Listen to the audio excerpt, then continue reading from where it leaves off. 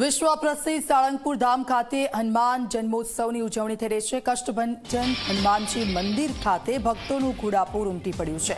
દિવ્ય અને ભવ્ય ઉજવણીમાં દર્શનાર્થીઓ સામેલ થયા છે। ચૈત્ર સુદ પૂનમના પાવન દિવસે દાદાને વિશેષ શણગાર કરવામાં આવ્યો છે। કષ્ટભંજન દેવની મૂર્તિને સુવર્ણ વાઘાનો શણગાર કરાયો છે। જન્મોત્સવ નિમિત્તે હનુમાનજીને ધરાવાયો છે 56 ભોગ। મંદિર પરિસરમાં મારુતિ યજ્ઞનું વિશેષ આયોજન કરવામાં આવ્યું છે। મહત્વનું છે કે આજે ચૈત્ર મહિનાની પૂર્ણિમાનો પાવન દિવસ છે, જેને અંજની પુત્ર હનુમાનજીના પ્રાગટ્ય દિવસ તરીકે દેશભરમાં ઉજવવામાં આવે છે। ત્યારે બોટાદના સાળંગપુર સ્થિત વિશ્વ પ્રસિદ્ધ કષ્ટભંજન દેવ હનુમાનજી મંદિરે દિવ્ય અને ભવ્ય ઉજવણીનું આયોજન કરાયું, જેમાં આજે હનુમાનજીને 8 કિલો શુદ્ધ સોનામાંથી બનેલા સુવર્ણ વાઘાનો શણગાર કરાયો છે। સાથે જ 151 કિલો કેકનું પણ આયોજન કરાયું છે। સાથે જ 1 લાખ બલૂન હવામાં છોડીને હનુમાન જન્મોત્સવની ધામધૂમથી ઉજવણી કરાઈ।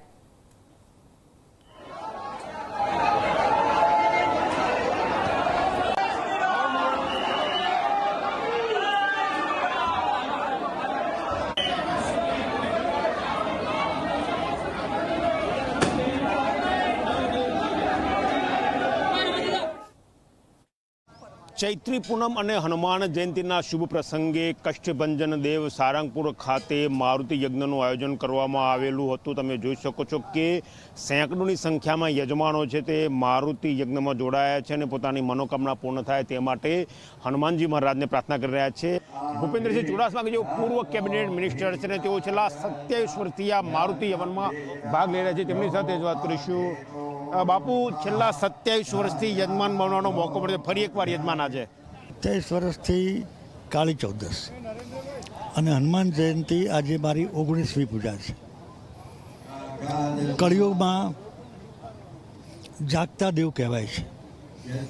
સાચા દિલથી તમે કરેલી પ્રાર્થના દાદા અવશ્ય સ્વીકારે છે અને એના જ કારણે આજે જોઈએ તો આ પૂજાનો, આ મહિમાનો વ્યાપ વધતો જાય છે। હું આટલા વર્ષોથી આવું છું, જોતો હતો।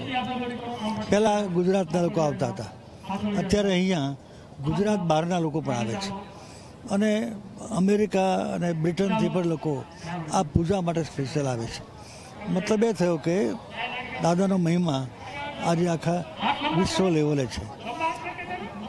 બધા સૌ આપણે માનીએ છીએ।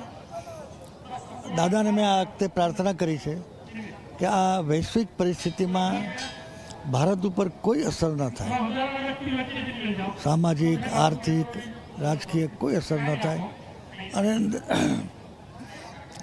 નરેન્દ્રભાઈના નેતૃત્વમાં ભારત એ વિશ્વગુરુ બને।